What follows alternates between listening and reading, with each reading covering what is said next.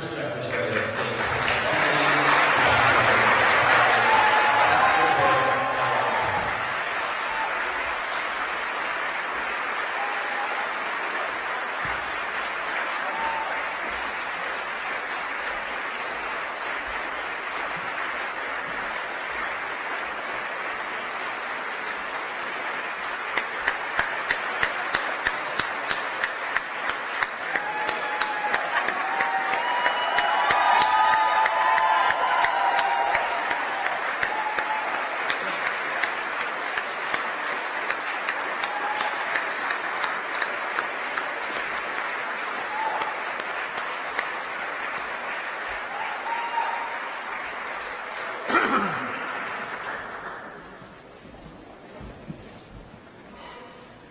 Good evening, everyone. It is my great pleasure to welcome everyone here this evening to celebrate the completion of the U.S. Diplomacy Center Pavilion. 2 years ago, many of us here tonight attended the groundbreaking ceremony that began construction of the extraordinary building in which we are now located. The completion of this pavilion represents a historic milestone in the decades-long effort to create the first museum and education center dedicated to diplomacy. The Diplomacy Center will welcome the public into the world of diplomacy and illustrate the vital role diplomats play in supporting our national security. This center will honor American diplomats, past, present, and future, who serve their country with skill, dedication, and courage, often in difficult and dangerous environments.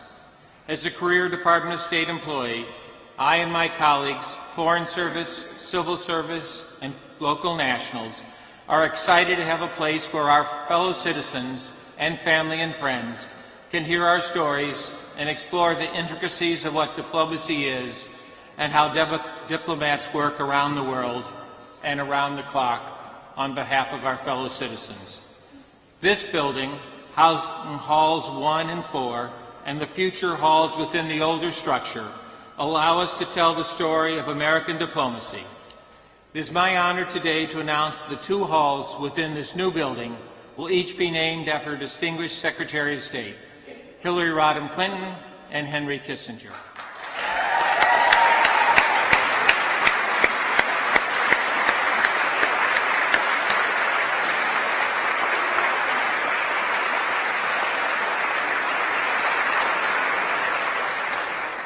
This elegant pavilion is a fitting home for the Diplomacy Center. The design combines modern architecture with elements that invoke our rich history and integrates materials from around our diverse nation. From here, I can see the large brass doors that were designed for the entrance of the War Department, built in 1943, and the pink marble you see is from a small community in Tennessee. Many, many people are responsible for the success of this project. First, Secretary Kerry, who ensured the crucial leap from idea to reality. Thank you, Mr. Secretary. Secretary Albright for her vision and determination in beginning this project over 16 years ago. Secretaries Powell and Clinton for their continued support and enthusiasm, and Secretaries Kissinger, Schultz, Baker, and Rice, who could not join us here this evening, but they too carried the dream forward. Hard-working men and women in many organizations worked tirelessly to design and manage and build this pavilion. The U.S. General Services Administration, the Gilbane Building Company, the Beyer Blinder Bell architectural firm, and my colleagues in the State Department's Bureau of Administration. You can all be very, very proud of this accomplishment. Ambassador Elizabeth Bagley has excelled in the difficult task of enlisting donors to our cause. Thank you for your efforts.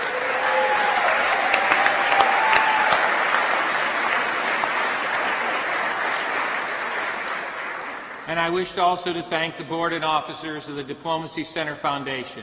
I am especially pleased that Ambassador William C. Harrop, the chairman of the foundation, is here with us tonight. Thank you very much, Bill.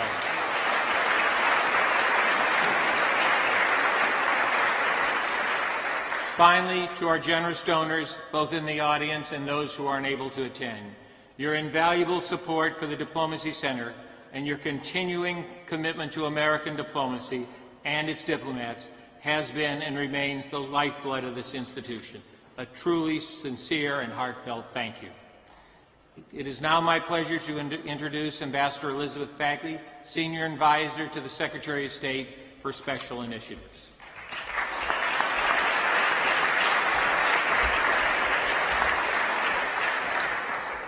Thank you, Pat, for that introduction. More importantly, for your leadership, vision, and support of the U.S. Diplomacy Center from the very beginning. 1999, he was there, and he's still there for us. Today, we celebrate this beautiful glass entrance hall, which houses the Hillary Rodham Clinton Pavilion and the Henry A. Kissinger Hall below, showcasing the signature segment of the Berlin Wall. Halls 2 and 3, which encompass Phase 2 of the project, as Pat mentioned, are named in honor of James A. Baker and John F. Kerry, and all 4 halls will house state-of-the-art exhibits, interactive displays, and multimedia presentations to highlight the varied, vibrant, and often dangerous work of our diplomats as we tell their story and explain why diplomacy matters to every citizen of the world. To our donors, without whom none of this would be possible, we owe you an immense debt of gratitude, and we look forward to your continued engagement as we proceed with Halls 2 and 3. I'd also like to acknowledge and thank Ambassadors Bill Harrop and Ted McNamara of the Diplomacy Center Foundation, and Kathy Johnson, the Director of the USDC, for their leadership and commitment to this cause. To Secretary Henry Kissinger, who unfortunately couldn't join us, to celebrate the completion of his hall in the lower level, Foundations of Diplomacy, where the Berlin Wall is. You must all go see it. His enthusiastic support and unwavering commitment to the center has been an inspiration for all of us. To Secretary Jim Baker, who also could not be here tonight, we appreciate not only his steadfast encouragement, but also his generous financial gift in support of Hall 2, named in his honor, which will highlight diplomacy in action, where visitors will be immersed in the history, people, and challenges of diplomacy. To Secretary Madeleine Albright, who first announced the launch of this project in 2000, thank you for your incomparable gift to the Center, for your longstanding commitment to democracy and the rule of law, and for your foresight in seeing the potential of this endeavor many years ago.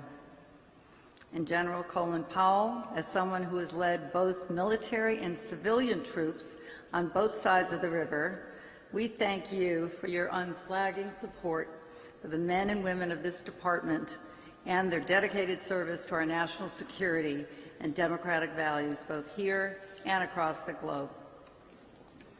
When Secretary Clinton first asked me to lead this effort to build the U.S. Diplomacy Center, it was as a part of the Global Partnership Initiative, which she created to formalize public-private partnerships to advance our security interests and to promote our global agenda. The U.S. Diplomacy Center is a perfect example of this synergy and what Secretary Clinton defined as smart power, combining everything at our disposal to achieve the results we seek.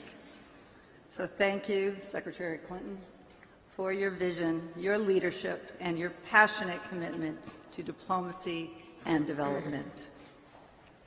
And finally, as he nears the end of his tenure as Secretary of State, I want to thank Secretary Kerry for taking up this challenge and for your perseverance, your patience, and your unwavering commitment to peace and security in an unsettled world.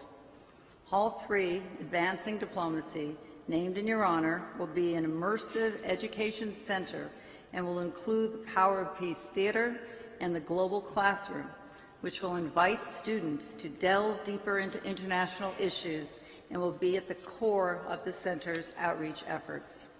So thank you all for coming, for celebrating this milestone, and for bringing us closer to bridging the last 3 feet that Edward R. Murrow spoke of so many years ago. Thank you.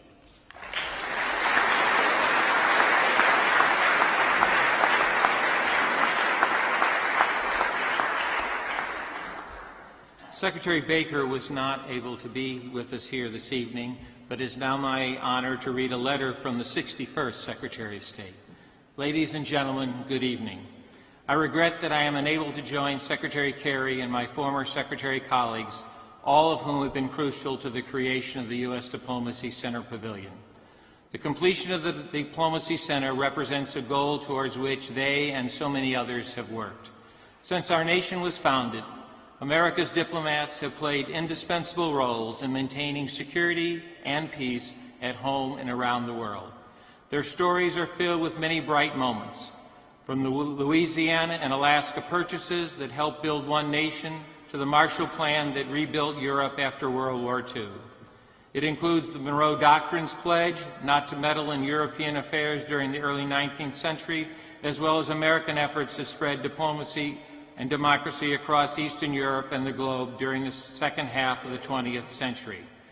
It is for these and so many other reasons I am proud that this center will tell the story of U.S. diplomacy and honor its diplomats. This Diplomacy Center will provide an enduring legacy as a gift to the American people. It will be a museum and caretaker for our nation's diplomatic history, a monument to the diplomats who so often work behind the scenes promoting American interest. It will also be an educational center and the first museum where the public may experience diplomacy as a tangible reality. I have been a passionate advocate for the U.S. Diplomacy Center since its inception, and like many of you here tonight, feel privileged to know that our long-shared dream is now a reality. I salute everyone who contributed time, money, and effort to this center and appreciate all the hard work it took to build it. Sincerely, James A. Baker III.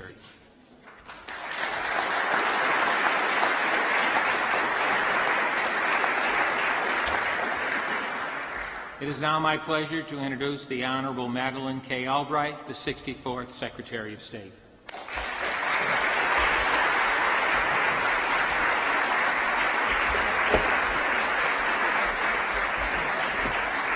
Definitely height challenge. Thank you very much, Pat, for the introduction, but thank you very much for everything that you've done for the department and for all of us. Secretary Kerry, Secretary Clinton, Secretary Powell, Ambassador Bagley, and former State Department colleagues and distinguished guests, I'm truly delighted to be here with all of you. And I'm especially grateful to be able to appear at this center in person and not as an exhibit, at least not yet.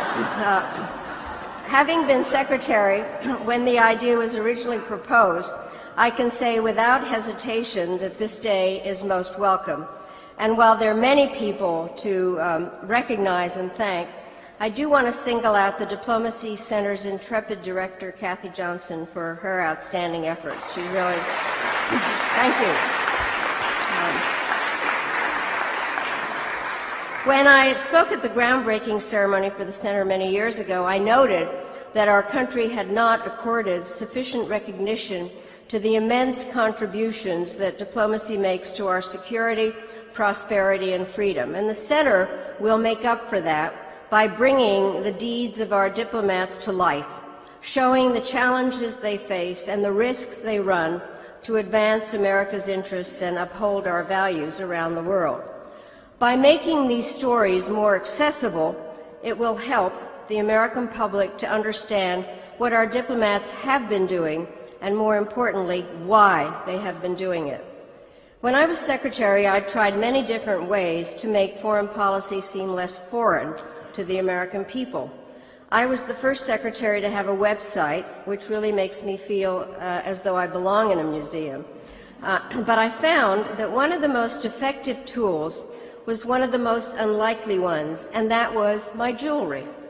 I became known for using a pin or a brooch to send a message, a butterfly if I was in a good mood, a balloon to show that I had high hopes, and a spider if I wanted my counterpart to watch out. As you can imagine, by the time I left office, I had built up a considerable collection. And a few years ago, my former Chief of Staff, Elaine Shokas, came to me with the idea of writing a book and doing a museum exhibit about the pins. At that point, I asked the obvious question, "Are you out of your mind?" Her answer was that it would be both educational and fun, and I have to admit that she was absolutely right. The exhibit, Read My Pins, has been on tour throughout the United States since 2009, and when it ends up in 2018, it will have been to 22 museums, including the Smithsonian and 8 of the 13 presidential libraries. I was humbled and surprised by the success of the exhibit, but I realized that since many of my predecessors had beards and none was known to wear a skirt, my use of pins to send a diplomatic message was something new in American history. And that did make them consequential, and it got us thinking about where they should reside in perpetuity. The answer was obvious, here at the Diplomacy Center. So as we mark the completion of the Museum Pavilion, I'm thrilled to announce that I will donate Read My Pins to the Diplomacy Center. Yeah.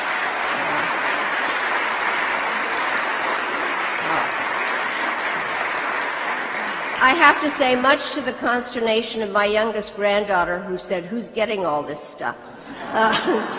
I'm truly honored to be able to share my story with the country and to know that my pins will have a wonderful home in our nation's preeminent Museum of Diplomacy. Today, we're closer than ever to making that museum a reality. So thank you all so much for helping this day and to making it possible, and thank you all of you, for the great work that you've done and to make vital the work, this department, more understandable and more accessible to people. Thank you so very, very much.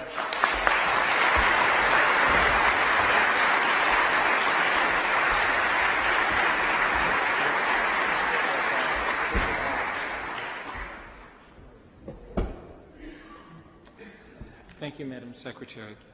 It is now my honor to introduce the Honorable Colin L. Powell, the 65th Secretary of State.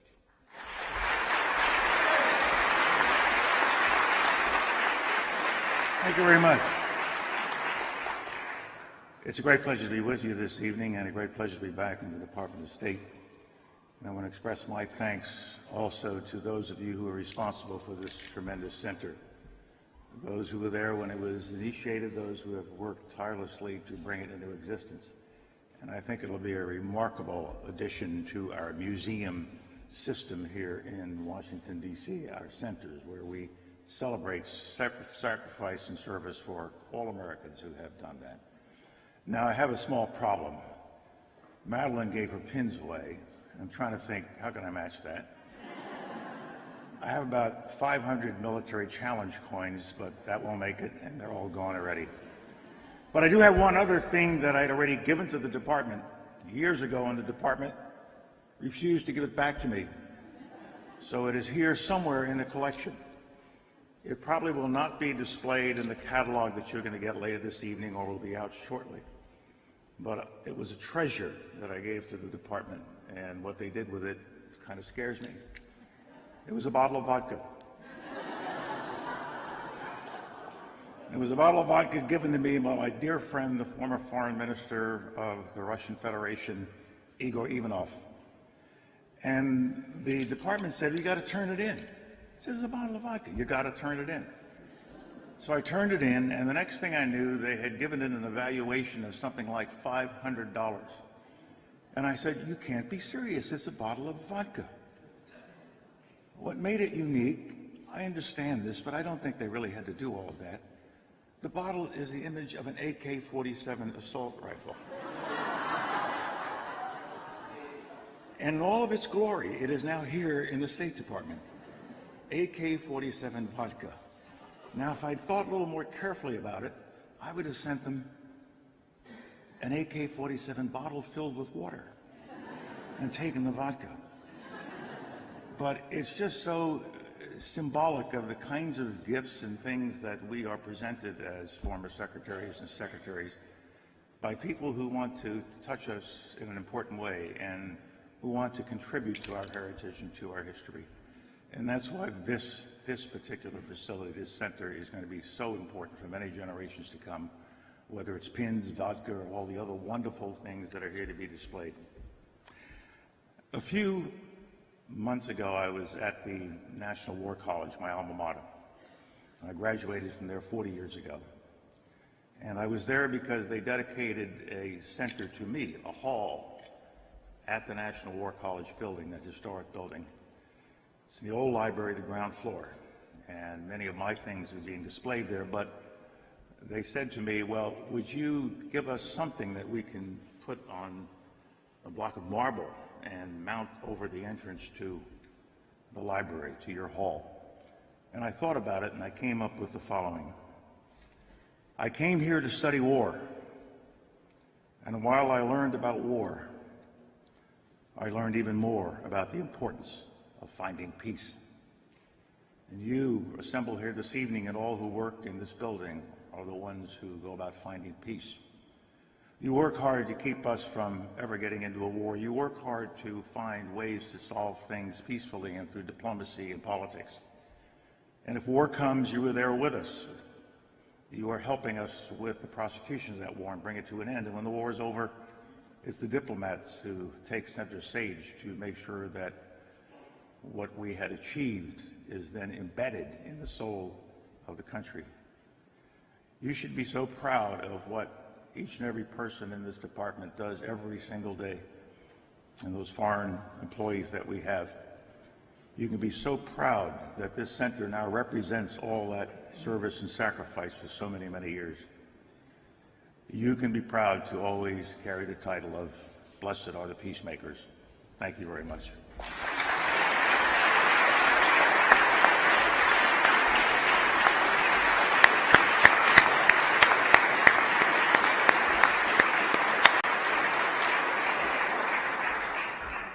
It is now my pleasure to introduce the Honorable Hillary Rodham Clinton, the 67th Secretary of State. Madam Secretary. Yeah, probably.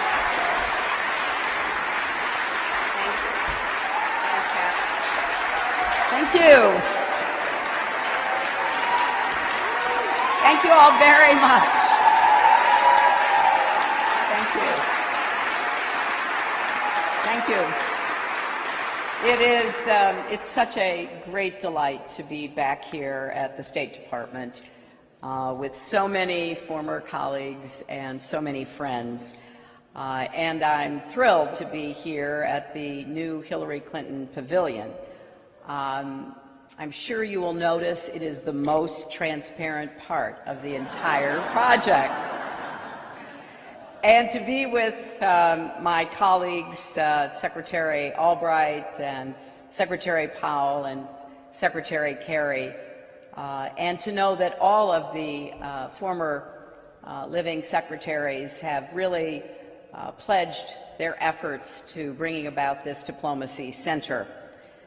And Pat Kennedy, to you and every member of the Foreign and Civil Service, as well as the local nationals who represent our interests around the world, thank you. Thank you for devoting your lives to our country.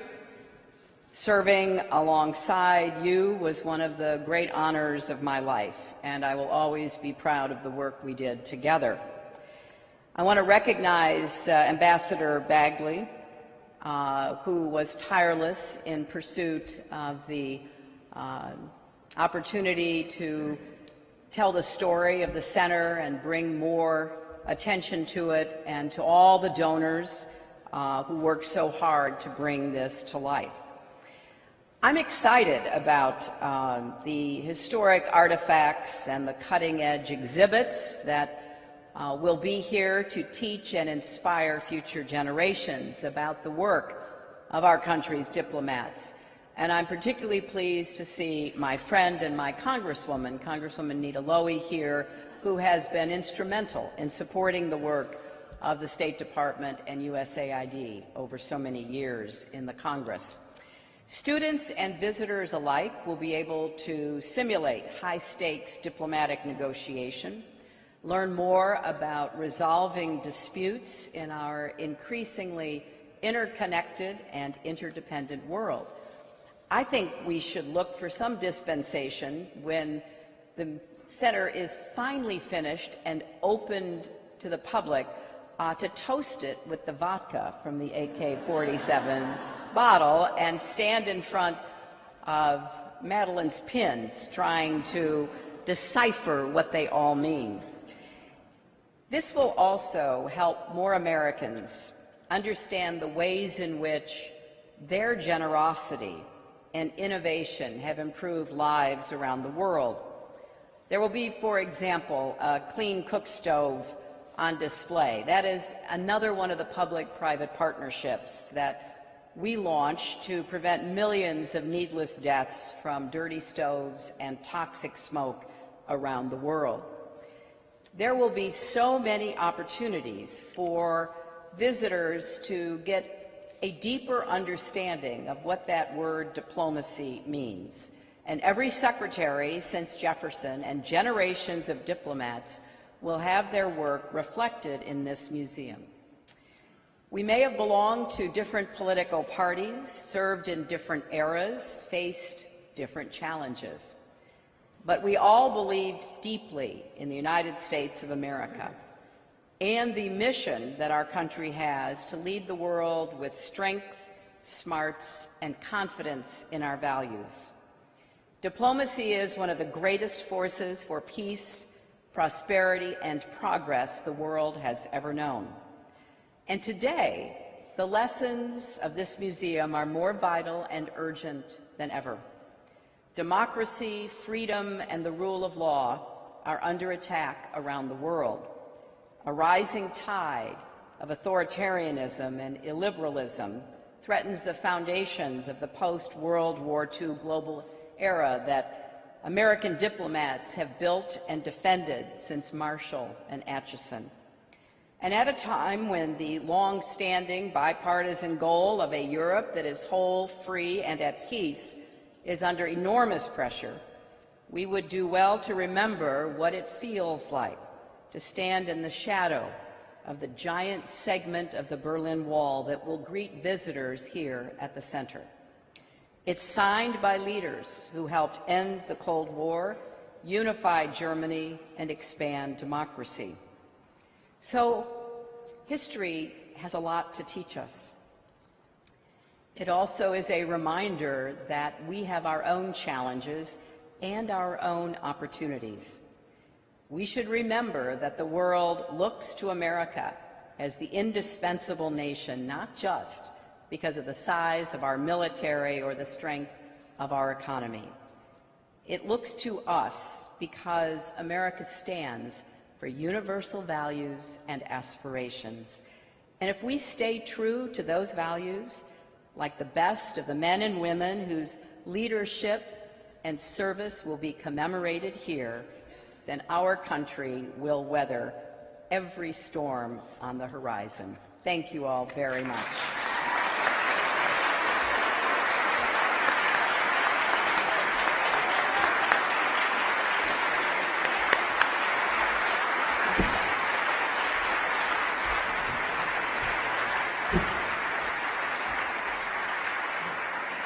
Thank you very much, Madam Secretary. It is now my pleasure to introduce the 68th and current Secretary of State, the Honorable John F. Kerry. Mr. Secretary.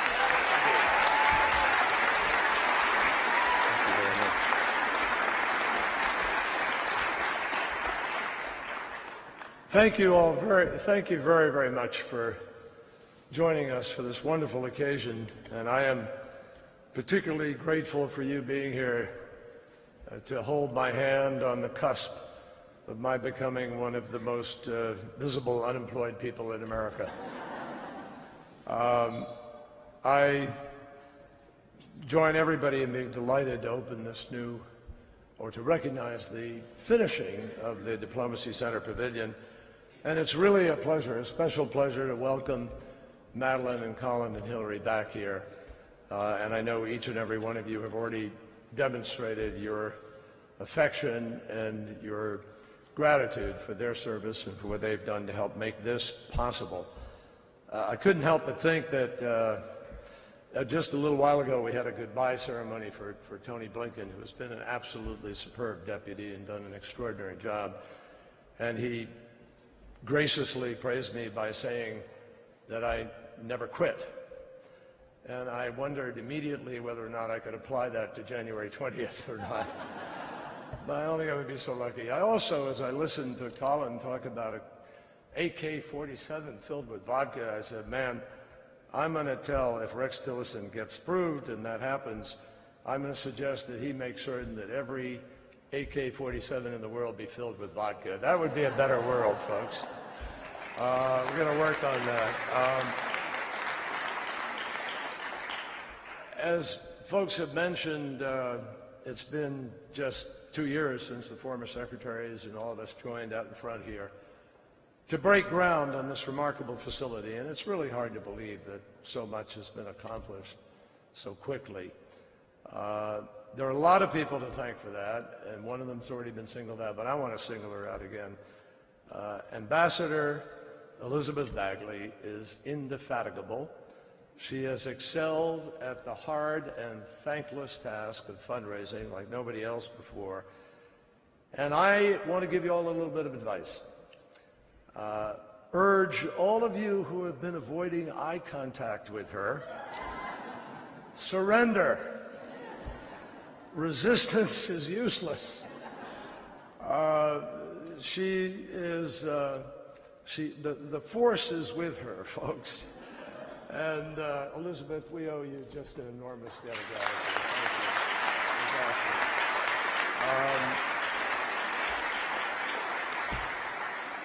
you. And the same goes for the generous donors who are here with us. We are so grateful to you for stepping up and being part of this. And I ask you just to look around you at this magnificent building. This is going to be a winner. It's going to be an extraordinary addition to the mosaic of our incredible museums here in this city, the nation's capital.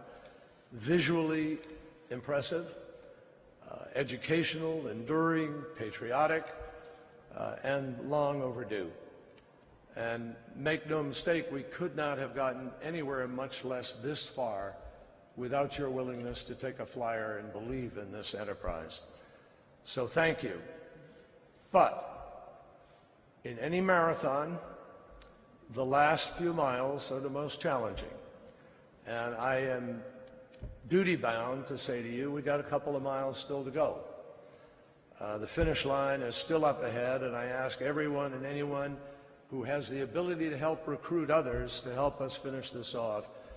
Let us bridge the gap between what we have and what we need. Now, also, I really want to thank my predecessors. The idea of a facility such as this has been around for quite a while.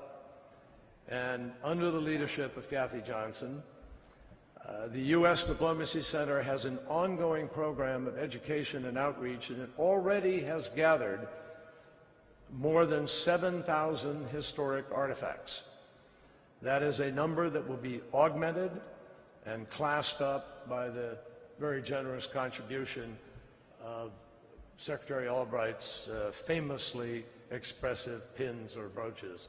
I might add, I think, given the value of some of them, she's probably raised the insurance rate of the building, too, in doing so. We have amazingly long lacked an appropriate venue where we could create a visitor-friendly and interactive set of exhibits that would bring diplomacy to life. And it was during Secretary Albright's tenure that the project really kicked off, and her initiative has been obviously strongly supported by secretaries from Secretary Kissinger all the way through Secretary Clinton. I hope all of you will join me because they are the force that really got this going. I got to come in here when the plans were done and we're well along the way, but I think all of us should join them in saying a special thank you for what they have created for our nation and for the capital. Thank you.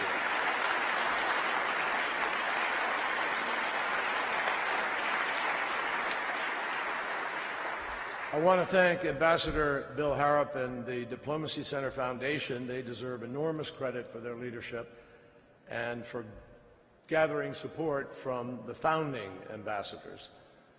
Now, this all leads to a question which has been spoken to some degree by each of my colleagues, and that is, why is it important that we share the story of American diplomacy? Well, the answer, I think, begins with one of my favorite poems by Robert Frost, in which a tree falls across the road, in the middle of the woods, and the obstacle forces a traveler to halt in his tracks and, quote, get down in a foot of snow debating what to do without an axe. That strikes me as a pretty fair description of what diplomacy is all about. Solving the trees in the road, the unexpected problems without an axe. And there's no magic formula for success. It requires the right combination of knowledge, leverage, advocacy, reason, and timing. And especially when differences are narrow, it can benefit from strong personal relationships, such as those forged by each of the secretaries sitting here at the dais. And I know from my own experience that although countries are always guided by their own interests, face-to-face discussions can still influence how those interests are judged, how they are met, and sometimes turning a no to a perhaps, or even better, maybe to yes. I think every secretary here has seen that happen.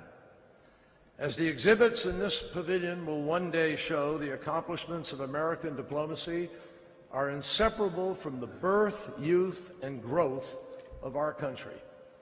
And that was hinted at from the very beginning when Mr. Benjamin Franklin, who is reputed to be our first diplomat, introduced himself to the court of King Louis XVI. Imagine a minister who could out-talk his counterparts, outmaneuver his rivals, out-flirt the French, and outwork anyone in pursuit of freedom and independence for our infant country. In subsequent years, American diplomats were indispensable in ending foreign conflicts, expanding our nation's boundaries, and laying the foundation for international cooperation through development and through the United Nations, the Bretton Woods institutions, NATO, the OAS, the Universal Declaration of Human Rights. During the Cold War, our diplomacy remained in high gear. It made all the difference, successfully containing the communist threat and eluding the perils of an era in which countries were compelled to rely for survival on the concept of mutually assured destruction. In more recent years, we've moved to enlarge the Euro-Atlantic community, halt ethnic cleansing in the Balkans, dismantle the most dangerous aspects of Iran's nuclear program, forge a global coalition against Daesh terrorists, restore relations with Cuba, and take unprecedented steps to curb the dangers posed by climate change. Obviously, that's just scratching the surface. George Kennan compared diplomacy to overseeing his Pennsylvania farm, where the woods were constantly growing and fences were falling down, and paint peeling and insects burrowing and roofs leaking and harsh weather arriving in defiance of all predictions. The sole certainty was the need for vigilance, because nothing ever stood still, and this place will be a monument to that maxim. By keeping pace and by ensuring that American leadership is not only still needed in the world but broadly welcomed, our diplomats have written a truly extraordinary tale that will bear telling over and over again for generations. And we will soon have the ideal place in which to relate that story. So once again, I thank our donors and the former secretaries who have contributed so much. I also congratulate Pat Kennedy and his team on the superb job that they have done, our superb architectural firm, Beyer Blinder Bell, and the men and the women of the Gilbane Construction Company, which I know well from Massachusetts, New England, and the Kerry International, and everyone else who has played a constructive role in this effort. I want to emphasize that, picking up a little bit on what Hillary said, this could not be happening at a better time. There are many voices in the world who have essentially given up on diplomacy. They see, and some openly encourage, the breakdown of cooperation, the building of economic and political walls, and the growth of mistrust and division along racial, ethnic, national, and religious lines. The story of American diplomacy reflects a far different and far more uplifting vision, one of optimism about the ability of people from vastly different backgrounds to work together productively and in peace. We know that that can happen abroad. Why? Because we've done it here at home. And no country has melted more people of different backgrounds, of varied aspirations and hopes than we have in the United States of America. That's the great thing that separates us from every other country in the world. We're not defined by ethnicity. We're not defined by lineage. We're not defined by names. We're not defined by where we come from. We are defined by an idea. Unlike most other nations, the idea is that all people are created equal and that you can pursue life, liberty, and happiness. So I welcome all of you optimists, difference makers, and history lovers to this pavilion, and I thank each and every one of you for your enthusiasm and your support, and may this new year be filled with the good fortunes and the blessings that you and we in the United States of America deserve. Thank you.